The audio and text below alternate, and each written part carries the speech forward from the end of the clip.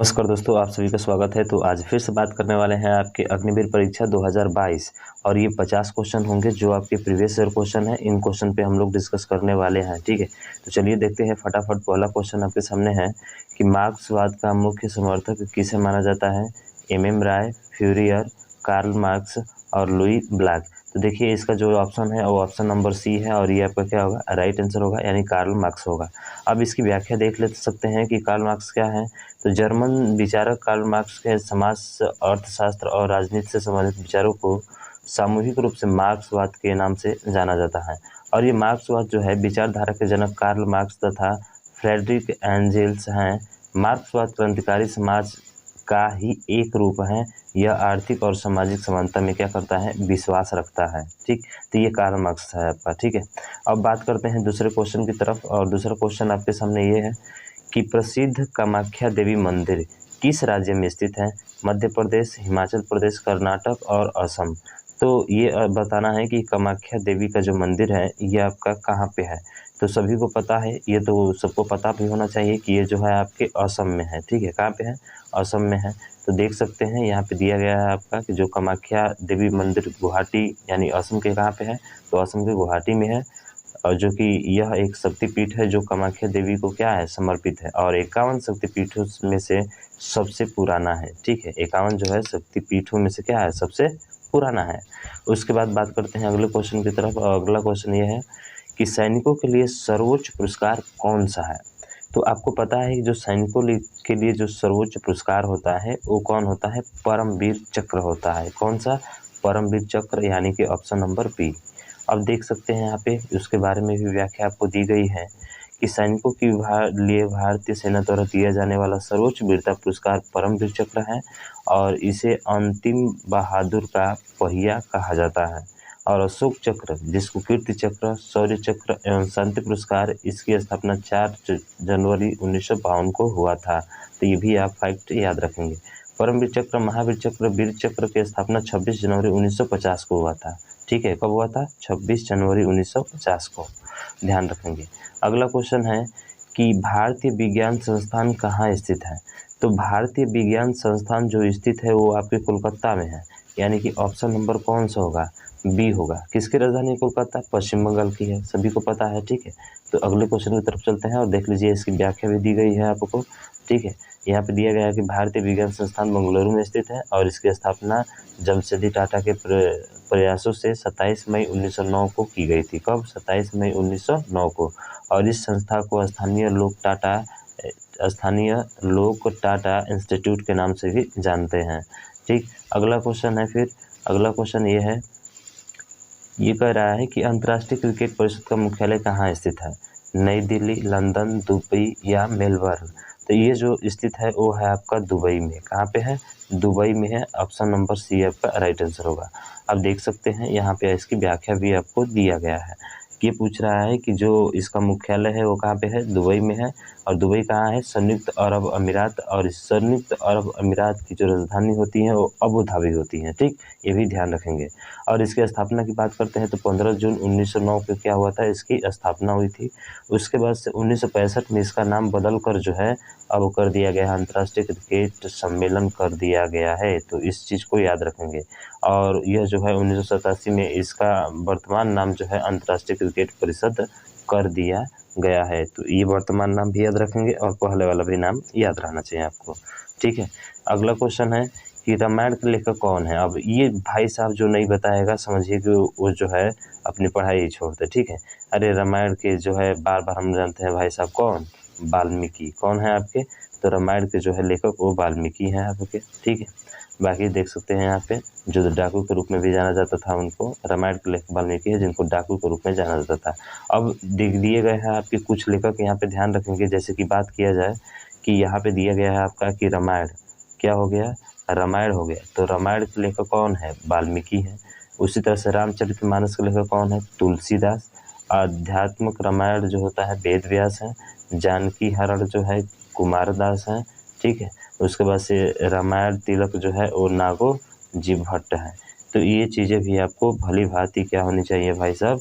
याद होनी चाहिए, ठीक है। चलिए आगे चलते हैं और अगला क्वेश्चन आपके सामने ये रहा ये क्या कह रहा है कि हिमाचल प्रदेश की राजधानी क्या है? अरे भाई, हिमाचल प्रदेश की राजधानी वो तो बचपन में याद कर रहे थे मेरे भाई, बचपन में ही याद कर रहे थे। क्या होता है? अरे साहब, शिमला होता है। क्या होता है शिमला? ये तो किसी की राजधानी ही नहीं दर्शाया है। ये कहाँ से राजधानी, तो आज तक कभी नाम ही नहीं सुने भाई साहब, तो कहाँ से हो सकता है? तो सीधा-सीधा निकल रहा है कौन सा आपका ऑप्शन नंबर जो है आपका सी होगा। ठीक है? तो 7वें प्रश्न भी हल कर लिए। अगले प्रश्न की तरफ चलते हैं। अब राज्य राजधानी दी गई है। भाई साहब आपको नहीं याद होगा तो आप इसको देख लीजिएगा, ठीक है? ऐसे धीरे-धीरे करते रहें ऊपर, आपको राजधानियाँ भी याद हो जाए कम से कम, ठीक है? चलिए अगला क्वेश्चन है और अगला क्वेश्चन आपके सामने धीरे-धीरे आ रहा है, ये है। क्या कह रहा है कि पानीपत के तृतीय युद्ध में मराठा की और किसके द्वारा पराजित हुए थे? तो तीसरा जो युद्ध हुआ था उस युद्ध में मराठा में कौन से जो है पूछ रहा है कि किसके द्वारा पराजित हुए थे पानीपत के तीसरे युद्ध में मराठा, ठीक है? तो क्या औरंगज़ेब से, अहमद शाह अब्दाली, जहांगीर या फिर शेरशाह सूरी से? तो यहाँ पे जो राइट आंसर होगा वो आपका ऑप्शन नंबर बी होगा, यानी कि अहमद शाह अब्दाली के द्वारा पराजित हुए थे। अब देखिए इनका कब हुआ था, तो 14 जनवरी, ठीक है, कब? 14 जनवरी 1761 को अहमद शाह अब्दाली और मराठों के बीच लड़ा गया और यह युद्ध 18वीं सदी में सबसे बड़ा युद्ध माना गया। और इस युद्ध में अफ़गान सम्राट अहमद शाह अब्दाली ने मराठा को फौज को क्या कर दिया था? नस्ते नाबूद कर दिया था, यानी कि उसको हरा दिया था। ठीक है, अगला क्वेश्चन है और अगला है कि स्वराज हमारा जन्मसिद्ध अधिकार है। अरे भाई, बाल गंगाधर तिलक, स्वराज हमारा जन्मसिद्ध अधिकार है, ये किसने दिया था नारा? ये किसने कहा था? तो बाल गंगाधर तिलक ने कहा था। Netaji Subhash Chandra Bose, you give me blood I will your freedom, 23 January is the Parakram Diwas, ठीक है? ये सब पता होना चाहिए भाई। सुभाष चंद्र बोस के बारे में हमने बहुत अच्छे तरीके से बात किया है, ठीक है? यहाँ पे देखिए कुछ फैक्ट दिए गए हैं, जैसे स्वराज हमारा जन्मसिद्ध अधिकार है, हम इसे लेकर रहेंगे, नारा स्वतंत्रता सेनानी बाल गंगाधर तिलक ने दिया था। और तिलक का जन्म 1856 को महाराष्ट्र के रत्नागिरी जिले गांव के चिखली में हुआ था। उन्हें लगता था कि भारतीयों के लिए ब्रिटिश शिक्षा काफ़ी नहीं है, इसलिए उन्होंने डेक्कन ग्रेजुएशनल सोसाइटी शुरू की, ठीक है? चलिए अगले क्वेश्चन की तरफ चलते हैं धीरे-धीरे। अगला है कि पवित्र धर्म ग्रंथ गीता के लेखक है।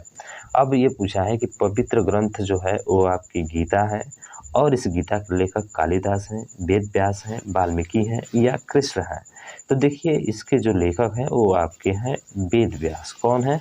वेद व्यास, यानी कि ऑप्शन नंबर बी आपका राइट आंसर हो जाएगा, ठीक है? बात करते हैं इसकी व्याख्या की, तो व्याख्या आपको दिया गया है, आप देख सकते हैं, जिसमें 700 श्लोक हैं, ठीक है? जिसको हम लोग महाभारत का हिस्सा बोलते हैं। इसको किसका बोलते हैं? महाभारत का। तो ध्यान रखेंगे इस चीज़ को। अगला क्वेश्चन है कि भारत, पाकिस्तान और श्रीलंका के अलावा किस एशियाई देश की मुद्रा रुपया है? तो देखिए रुपया की बात करते हैं, यानी कि भारत और श्रीलंका इसके पड़ोसी देश है। तो पड़ोसी देश पाकिस्तान भी है तो इसकी मुद्रा है, तो और कौन सा हो सकता है? क्या आपको पता है? तो आप कहेंगे बिल्कुल सर पता है, हमारा नेपाल, अपना नेपाल, अपना नेपाल, हमारा नेपाल, समझ रहे हैं ना? तो कौन सा होगा भाई साहब? नेपाल होगा। और नेपाल की राजधानी सभी को पता है, क्या होता है? काठमांडू होती है, ठीक है? और यहाँ की मुद्रा जो होता है रुपया होता है, तो इस चीज़ को ध्यान रखेंगे। अगला क्वेश्चन है कि प्रसिद्ध गीत सारे जहाँ से अच्छा, ये हिंदुस्तान हमारा हमारा सारे जहाँ से अच्छा। ये पूछ रहा है कि प्रसिद्ध गीत सारे जहाँ से अच्छा की रचना किसने की थी? भाई साहब इसको सुनने के बाद से दिल में जो है एक अजीब सी फीलिंग होती है। क्या फीलिंग होती है? और ये चीज़ें सबकी ज़ुबान पे होती है, सब कोई इसको जानता है। और कौन से हैं? मोहम्मद इकबाल है भाई साहब। कौन है? मोहम्मद इकबाल, यानी कि ये आपका राइट आंसर हो जाएगा। बाकी और बचते हैं सारे जहाँ से अच्छा हिंदुस्तान हमारा, गीत मोहम्मद इकबाल ने लिखा और यह गीत उर्दू भाषा की सबसे अस्थायी देशभक्ति कविताओं में से एक है और इस गाने को तराना-ए-हिंद भी कहा जाता है। तो एक नया नाम आ गया आपके सामने, तराना-ए-हिंद। क्या है?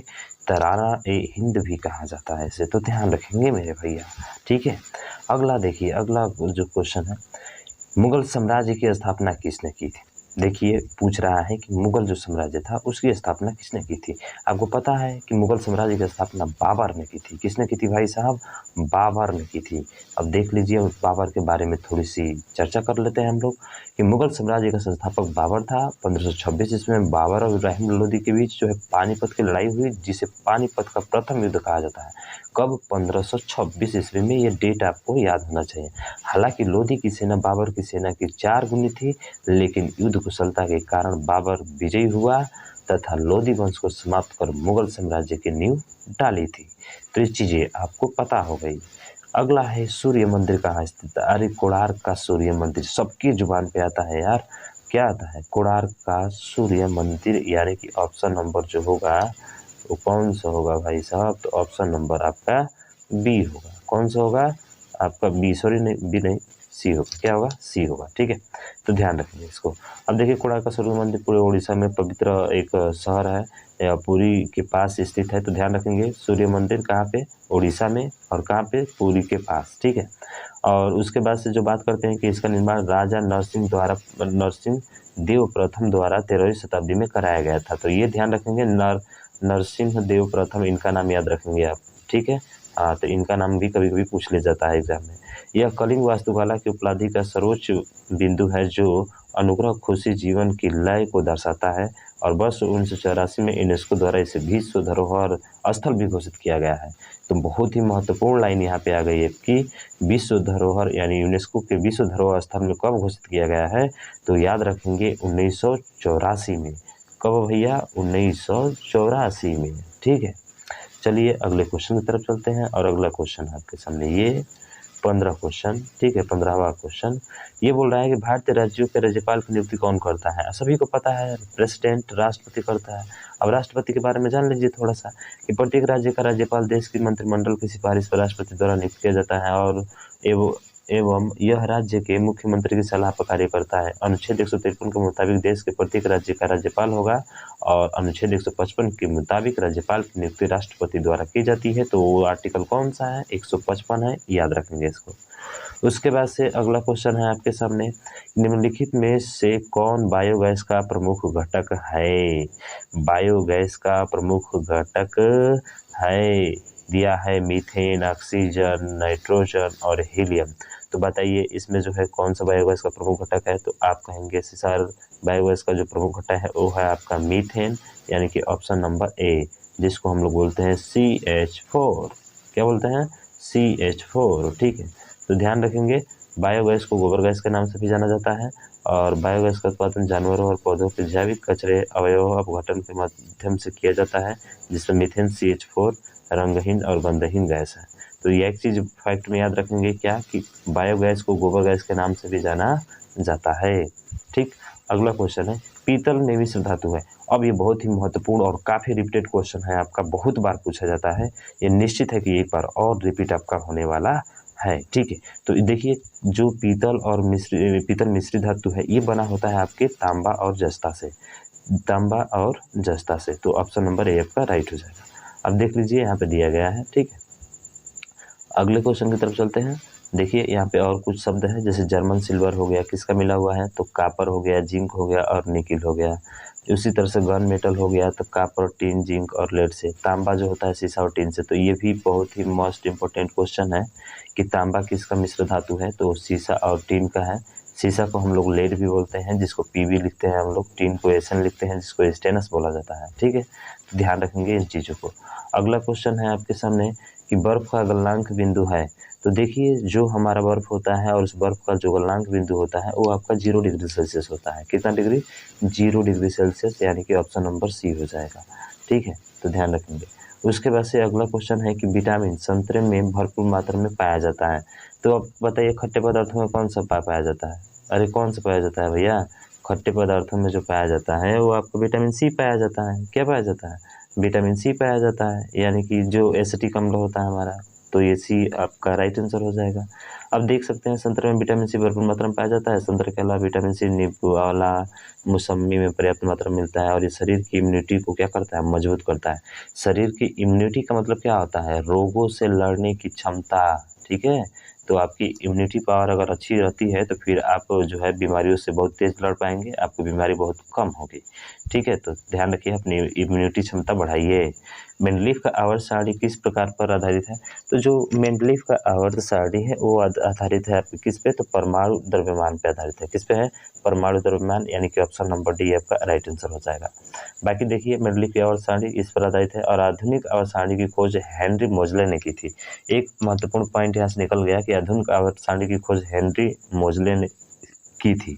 उसके बाद से आधुनिक आवर्त सारणी का जनक जो है कहा जाता है, मोजले को क्या कहा जाता है? आधुनिक आवर्त सारणी का जनक। और मोजले की आवर्त सारणी किस पर आधारित है? ये भी पॉइंट बनता है, परमाणु क्रमांक के बढ़ते क्रम पर आधारित है। ठीक है, तो ध्यान रखेंगे। उसके बाद से अगला क्वेश्चन है आपके सामने कि लेड पेंसिल बनाने में किस सामग्री का प्रयोग किया जाता है? मिका, ग्रेफाइट, कार्बन और कोयला। इसमें से किसका जो है हम लोग प्रयोग करते हैं? तो वो प्रयोग किया जाता है ग्रेफाइट का। जो पेंसिल की नोक होती है ना, उसमें कौन सी पाई जाती है? तो ग्रेफाइट पाया जाता है। तो ग्रेफाइट का प्रयोग किया जाता है। अगला क्वेश्चन है, तो ध्यान रखिएगा, ये विद्युत का अच्छा सुचालक भी होता है। ठीक है, अगला क्वेश्चन है आपके कि शरीर के किस हिस्से में रक्त शुद्ध होता है? अब कौन सा ऐसा जो है शरीर का भाग है जिसमें जैसे हृदय हो गया, गुर्दा हो गया, फेफड़ा हो गया, आंत हो गया, तो इसमें रक्त का शुद्ध भाग किस में होता है? तो देखिए, रक्त का जो शुद्ध भाग होता है वो ऑप्शन नंबर बी में होगा, यानी कि गुर्दा में होता है। अब गुर्दा क्या है? तो देख सकते हैं यहाँ पे, मानव शरीर का रक्त गुर्दा द्वारा शुद्ध होता है। गुर्दा ब्लड प्रेशर नियंत्रित करता है। ब्लड प्रेशर, जो ब्लड प्रेशर होता है, जैसे सोडियम, पोटेशियम आदि का संतुलन भी करता है। और यह विटामिन डी को जो है सक्रिय कर हड्डियों को मजबूत तथा लाल रक्त कोशिका बनाने में मदद करता है। एक चीज़ और बता दें कि सोडियम, पोटेशियम जो एकमात्र ऐसी धातु है जिन्हें आसानी से आप चाकू से क्या कर सकते हैं? काट सकते हैं। तो ये फैक्ट भी आपको पता होना चाहिए। अगला क्वेश्चन है ये कि खगोलीय निकायों को देखने के लिए किस उपकरण का प्रयोग किया जाता है? अब देखिए, खगोलीय निकायों को देखने के लिए जिस उपकरण का प्रयोग करते हैं उसका नाम है दूरबीन। यानी खगोलीय में दूर की वस्तु को देखने के लिए तो कौन सा प्रयोग करेंगे? दूरबीन करेंगे। ठीक है, सो ऑब्वियस सी बात है, ये तो सबको पता होगा।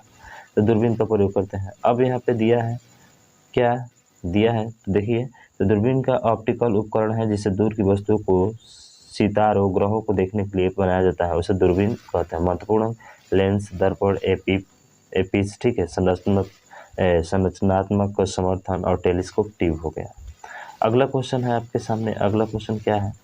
तो अगला है, आप देख भी लिया इसका भाई, इनमें से कौन सा महत्वपूर्ण धातु है जिसका उपयोग लोहे के साथ स्टेनलेस स्टील का उत्पादन करने के लिए किया जाता है? तो वो है आपका क्रोमियम, जिसमें आपको देख ही लिए थे भाई साहब, ऑप्शन नंबर बी आपका राइट आंसर होगा। अब देख सकते हैं इसमें क्या क्या होता है। ठीक है, उसका व्याख्या देख लीजिएगा। अगला क्वेश्चन है कि रक्त से संबंधित हीमोग्लोबिन में कौन सा जटिल प्रोटीन मौजूद होता है? तो जो प्रोटीन मौजूद होता है वो आपका होता है कौन सा? आयरन होता है। ठीक है, कौन सा होता है? आयरन होता है। तो रक्त में मौजूद आयरन होता है आपका।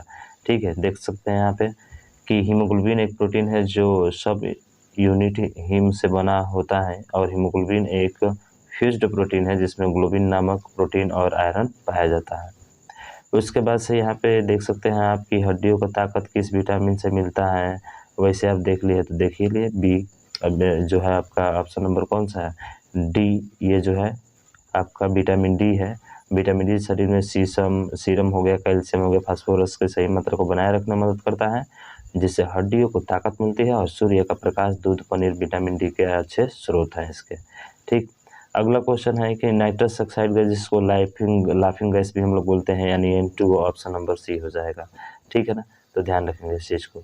अगला क्वेश्चन है 28वां, निम्नलिखित में कौन सी एक गैस अक्रिय गैस नहीं है?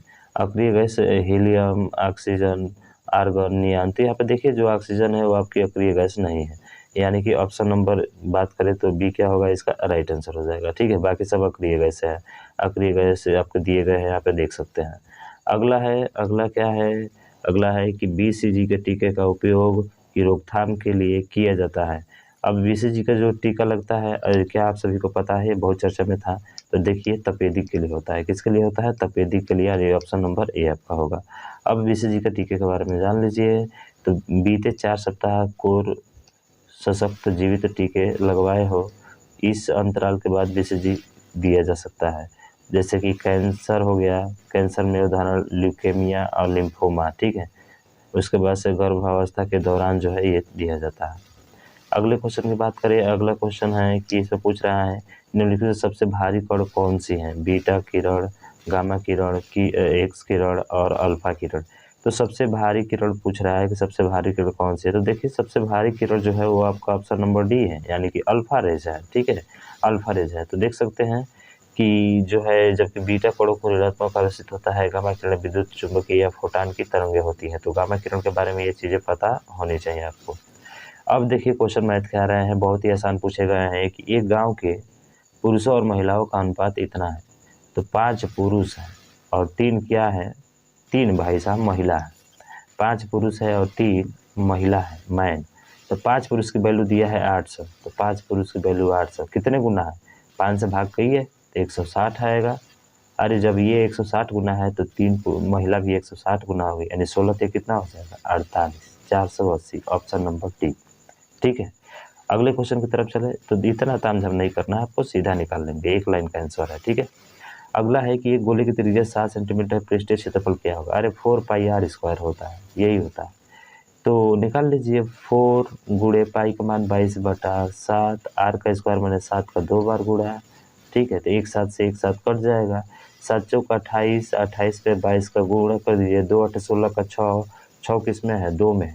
तो 22 से गुणा कीजिए, 2 8 16 का 6 हो जाएगा, 2 दूना का 4 और 2 8 16, 16 4 20 और 20 और 21 का 1 और 2 दूना के 4 और 2 6, 616, 616 किस में है, ऑप्शन नंबर डी में। डी आपका राइट आंसर हो जाएगा। ये बहुत आसान क्वेश्चन है आपके। ठीक है, अगला क्वेश्चन देखिए, ये तो देखिए लिए आंसर भाई।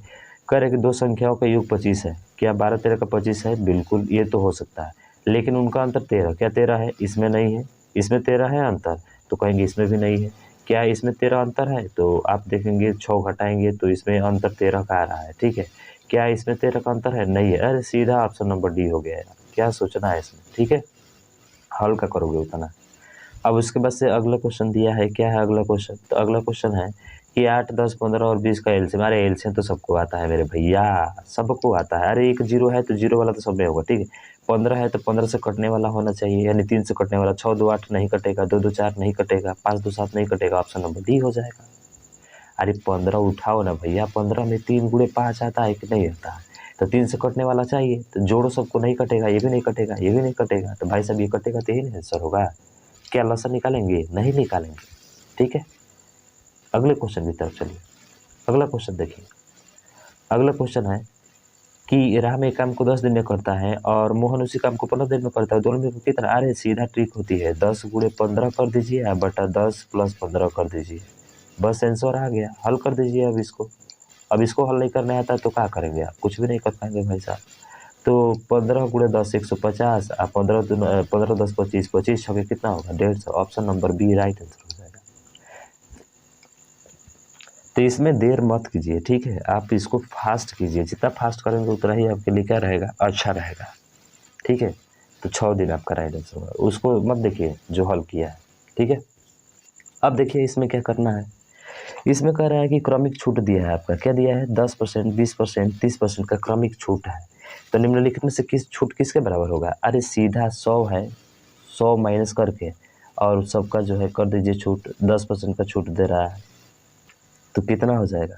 आप कहेंगे सर 10% की छूट दिया है तो 90% हो जाएगा, कितना हो जाएगा 90, तो 90/100, 100 में से घटाते जाइए, गुणे फिर से जो है 20 और ये 80/100, 80/100, फिर से 30 है तो 30 70/100, 100 में से खत्म हो जाएगा 70/100। ठीक है, बस आपका काम कहानी खत्म हो जाएगा। इंटू जो है इसमें 100 से गुणा कराना पड़ेगा ना, हाँ थोड़ा सा ध्यान रखिएगा, ये हटा दीजिए यहाँ से, यहाँ पे सीधा आप 100 गुणा करा दीजिए।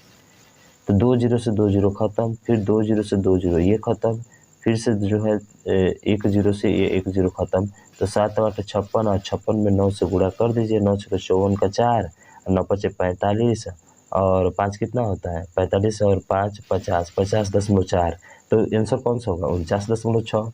अरे 100 में से घटा दीजिए, ये 50.4 आया है ना, तो 100 में से घटाना पड़ता है, तो 49.6, ऑप्शन नंबर ए आपका राइट आंसर हो जाएगा। ठीक, चलिए अगले क्वेश्चन की तरफ चलते हैं। अगला क्वेश्चन है, क्या बोल रहा है कि 12 लड़कों का औसत आयु 10 वर्ष है तथा 11 लड़कों की औसत वयस 9 वर्ष है, तो 12वें लड़के की औसत वयस क्या होगा सीधा, तो 12 गुणे 10 120 होगा और 11 गुणे 9 कितना होगा 99। सीधा घटा दीजिए, आपका आंसर आ जाएगा 21 वर्ष। और 21 वर्ष किस में है, ऑप्शन नंबर बी में है। सीधा सीधा सवाल है हमारा, कुछ नहीं करना है। अगला देखिए 38वां, ये क्या बोल रहा है भाई साहब, बोल रहा है कि यदि एक आयताकार की क्षेत्र की लंबाई 30 मीटर है और चौड़ाई 20 मीटर है, परिमाप क्या होगा। अरे 4 गुणे 2 गुणे क्या होता है l प्लस बी, यानी कि 30 और 20 कितना हो जाएगा 50, 50 दूना कितना हो जाएगा 100 मीटर। लीजिए अब क्या करेंगे, और ये ऐसा नहीं क्वेश्चन को उड़ाएंगे नहीं तो क्या करेंगे। अब एक ही संख्या में घनमूल, अरे भैया जिसके लास्ट में 7 होता है उसके लास्ट वाला 3 आता है, 3 आएगा। 3 किस में है, ना इसमें है, ना इसमें है, ना इसमें है। सीधा ऑप्शन नंबर सी होगा। कुछ नहीं सोचना, सोचोगे उतना तो फिर कैसे हल कर पाओगे जल्दी से। ये देखिए इतने रुपए का 4 वर्षों में ब्याज क्या होगा। अरे सीधा 15 चौके 60, 60 में 60 हो गया, ये 0 से 0 कट जाएगा, नीचे 100 आता है ना हमेशा, ये भी खत्म हो जाएगा। 6 से गुणा करें, 6 चौके 24 का 4, 4 किस में है लास्ट में। अरे भैया इसमें है, इसमें नहीं है, इसमें नहीं है, इसमें नहीं है। सीधा ऑप्शन नंबर डी आपका राइट आंसर हो जाएगा। ठीक है, चलिए अगले क्वेश्चन की तरफ चलिए। अगला क्वेश्चन है कि दिए गए संख्या का मसक ज्ञात कीजिए। अरे मसक मैंने 6 से सब कट जाना चाहिए। क्या 6 से 15 कटेगा, नहीं कटेगा। 6 नहीं हो सकता, 12 भी नहीं हो सकता। क्या 3 से सभी कट जाएंगे, बिल्कुल सर 3 से देखते हैं तो सभी कट जाएंगे। इसका मतलब हमारा 3 क्या होगा, राइट आंसर हो जाएगा। सोचना नहीं है, इतना इतना क्या सोचेंगे यार। अगला देखिए, अगला क्या बोल रहा है, तो अगला बोल रहा है कि एक कैंटीन में एक हफ्ते के लिए 28 दर्जन केले चाहिए, तो 47 दिनों के लिए कितने किलो की आवश्यकता होगी। एक हफ्ते मैंने 7 दिन, 7 बराबर 28 दर्जन, 7 दिन बराबर कितना दर्जन भैया। अरे 28 दर्जन भैया, कितना दर्जन 28 दर्जन, तो एक दिन में कितना दर्जन, तो आप कहेंगे 4 दर्जन। और 4 दर्जन हमसे 47 दिन में पूछा है, तो 47 से गुणा कर दीजिए, तो ये हो जाएगा 4 गुणे 47। एक दर्जन में कितना होता है 12, कर दीजिए 2 से 14, 14 चौके 56 के 6, यानी कि लास्ट में 6 वाला 6 आना चाहिए। और लास्ट में 6 देखिए केवल बी में ही है, बाकी किसी में नहीं है, तो गुणा काहे कराएंगे इतना यार, नहीं कराना गुणा हमको। ठीक है, अगला क्वेश्चन देखिए, आपके मैथ में स्पीड हम तुरंत बढ़वा देंगे। ठीक है, यहाँ पे 39 2 41, 41 2 43, 45 2 45, 45 2 47, ऑप्शन नंबर ए। इतना आसान रीजनिंग पूछ रहा है। अगला क्वेश्चन है 5 अंकों की सबसे बड़ी संख्या ज्ञात कीजिए जो 17 से। अरे 5 अंक के तो है 4 अंक है, कुल क्या कर रहा है यार, कुछ नहीं। अरे है छोटा वाला आ गया यार। अरे 5 अंक का कट ही नहीं सकता, सीधा ऑप्शन नंबर बी यार। Don't be calculation, present of mind that be solve easily to this questions. ठीक है, बहुत आसानी से आ जाएगा। अगला है, देखिए अगला क्वेश्चन की तरफ चलते हैं। और अगला क्वेश्चन ये है कि ये थोड़ा सा फार्मूला पता होना चाहिए कि यदि किसी संभावित त्रिभुज की एक भुजा की लंबाई 12 सेंटीमीटर है तो क्षेत्रफल पूछा है, तो √3/4 ए स्क्वायर होता है। मान रख दीजिए √3/4 ए का स्क्वायर यानी 12 का स्क्वायर कितना होता है 12 गुणे कितना हो जाएगा 12 हो जाएगा, 12 गुणे 12, तो ये 4 दिए 12 और 12 दिए 36, 36 √3, तो ये खत्म ये खत्म ये खत्म, सीधा ऑप्शन नंबर सी आपका राइट आंसर हो जाएगा। ठीक है, चलिए अगले क्वेश्चन की तरफ चलते हैं। और अगला क्वेश्चन आपके सामने ये रहा। ठीक है, ये देखिए 46 नंबर, थोड़ा सा लंबा चौड़ा पड़ जा रहा है ना। हाँ ठीक है, कह रहे कि राम किसी स्थान से ए 5 मीटर उत्तर को चलता है, फिर बाएं मुड़कर 3 किलोमीटर चलता है, फिर दाएं मुड़ता है और 2 किलोमीटर चलता है, फिर दाएं मुड़ता है और 3 किलोमीटर चलता है, तो दूसरे स्थान से बी तक पहुंचता है, ए से बी की कुल दूरी क्या है। सीधा सीधा देखिए आपको लिखना है एस, क्या लिखना है आपको जो है एन लिखना है। क्या लिखना है, पहले ऊपर उत्तर आता है, उत्तर के बाद से क्लॉकवाइज घूमेंगे तो यहाँ पे आपका ईस्ट आएगा और उसके बाद से एस और डब्ल्यू आएगा। ये बोला है कि ये 5 किलोमीटर उत्तर को चलता है, तो 5 किलोमीटर उत्तर को चल दिया। ठीक है, उसके बाद से क्या बोल रहा है कि फिर बाएं मुड़कर 3 किलोमीटर चलता है, तो बाएं का मतलब इसके इधर मुड़ेगा, तो इधर मुड़ेगा तो यहाँ पे आ जाएगा कितना किलोमीटर 3 किलोमीटर। फिर दाएं मुड़ता है और 2 किलोमीटर चलता है, तो इसका दाएं मुड़ेगा तो कहाँ आएगा, यहाँ पे आएगा, सॉरी यहाँ पे नहीं आएगा, दाएं का मतलब उल्टा जाएगा ना पीछे की तरफ, तो फिर कहाँ आ जाएगा, यहाँ पे आ जाएगा। ठीक है, 5 के पास ही आ जाएगा, तो इसको हटाते हैं थोड़ा और थोड़ा सा हम ऊपर बढ़ा लेते हैं। ठीक है, तो इसी के नीचे आएगा 2। ठीक है, 2 किलोमीटर चलता है, फिर दाएं मुड़ता है और 3 किलोमीटर चलता है, फिर दाएं मुड़ता है यहाँ पे और कितने किलोमीटर चलता है, यहाँ पे 3 किलोमीटर चलता है, दाएं माने इधर मुड़ता है। ठीक है, और दूसरा स्थान तक बी पहुँचता है, तो ए और बी के बीच की दूरी क्या है, तो दूसरा स्थान देखिए 3 से 3 क्या हो गए, कट गए। अरे उल्टा जो होते हैं ना एक दूसरे के सामने कट जाते हैं, और सीधा जोड़ दीजिए 5 2 कितना हो गया 7, option number B right answer हो जाएगा। ये रीजनिंग का शॉर्टकट मेथड होता है, बाकी मेथड तो ये सब कोई जानता है, ऐसे घुमा दीजिए आपका आंसर आ जाएगा 7। ठीक है, अगला देखिए अगला क्वेश्चन कि दिए गए विकल्पों में से क्रम के रिक्त स्थान पूर्ति कीजिए। अरे 64 है, 64 का आधा 32, 32 का आधा 16, 16 का आधा 8, 8 का आधा कितना 4, 4 किस में है, ऑप्शन नंबर बी में है। अगला क्वेश्चन देखिए। हाँ, ये थोड़ा सा ब्लड रिलेशन से आ गया। कह रहा है कि लड़के का परिचय कराते हुए एक लड़की ने कहा, यह मेरे चाचा के पिता, बताइए आपके चाचा के पिता क्या लगेंगे। तो आपके चाचा के पिता आपके दादा लगेंगे। क्या लगेंगे, दादा लगेंगे। और दादा की बेटी क्या लगेगी, बुआ लगेगी। दादा की बेटी क्या लगेगी, दादा की यानी पिता की बेटी क्या लगेगी, बुआ। अब बुआ का बेटा क्या लगेगा, भाई लगेगा। तो लड़का लड़की से कैसे संबंध है, लड़का भाई से है। बिना ऑप्शन के निकाल दिए, कौन सा, अरे भैया ऑप्शन नंबर ए होगा। बिना ऑप्शन के आप इसको हल कर सकते हैं। वाह वाह क्या बात है। चलिए अगले क्वेश्चन की तरफ चले। बाकी डायग्राम ये नहीं बनाना है यार, बनाओगे टाइम बर्बाद करोगे तुम लोग यार। दिए गए विकल्प को क्रमानुसार को पूरा कीजिए। डी के बाद से एफ आया, इसका मतलब क्या होगा, डी के बाद से एफ आया, प्लस का 2 जोड़ा है ना, डी ई एफ। के के बाद के आता है आपके 11 नंबर पे और जे आता है 10 नंबर पे, यानी कि -1 किया। फिर वाई आता है आपके जो है 25 पे और डब्ल्यू आता है 24 पे, ठीक है 23 पे, यानी कि प्लस का 2 माइनस का 1, प्लस का 2 माइनस का 1, यही है खेल। तो बताइए जे में प्लस का 2 करेंगे तो कितना आ जाएगा, 12। अब 12 पे क्या आता है, तो आप कहेंगे 12 पे एल आता है। उसके बाद से एच है, एच में अगर -1 करेंगे तो 8 है, 8 में करेंगे तो 7 है, 7 पे क्या आता है जी, और 7 पे जी आता है, तो जी किस में है, तो देखिए ये सीधा मिल गया आपको ऑप्शन नंबर ए वाला। तो ए वाला राइट आंसर हो जाएगा। ठीक है, चलिए आगे की तरफ चलते हैं और अगले क्वेश्चन जो है आपके सामने ये रहा। कह रहे कि यदि ये कूट भाषा में बॉक्सर को इतना के रूप में कोडित किया जाता है तो विजिट शब्द का कूट क्या होगा। तो देखिए बी का कर दिया ए, ओ का कर दिया क्यू, ओ का कर दिया किया, तो ओ जो आता है 15 पे आता है और क्यू 17 पे, यानी 2 जोड़ा है, पहले 1 फिर 2 जोड़ा है। तो भी में पहले 1 जोड़िए, डब्लू होगा, डब्लू किस में है, ना इसमें है ना इसमें है, ये 2 हो सकते हैं। फिर से जो है आई है, आई आता है 9 पे, 9 में 2 जोड़िए 11, 11 पे क्या आएगा के दोनों में है, यहाँ पर भी है यहाँ पर भी है। फिर एक से आता है आपके 23 पे और डब्लू आता है कितने पे, सॉरी एक से आता है आपके 24 पे और डब्लू आता है 23 पे, यानी कि माइनस का यहाँ पे 1 कर दिया। देखिए तीसरा है ना x, ठीक है, और माइनस कर दिया आपका कितना, x आता है आपके 24 पे आता है और ये आता है 23 पे, माइनस का 1 किया।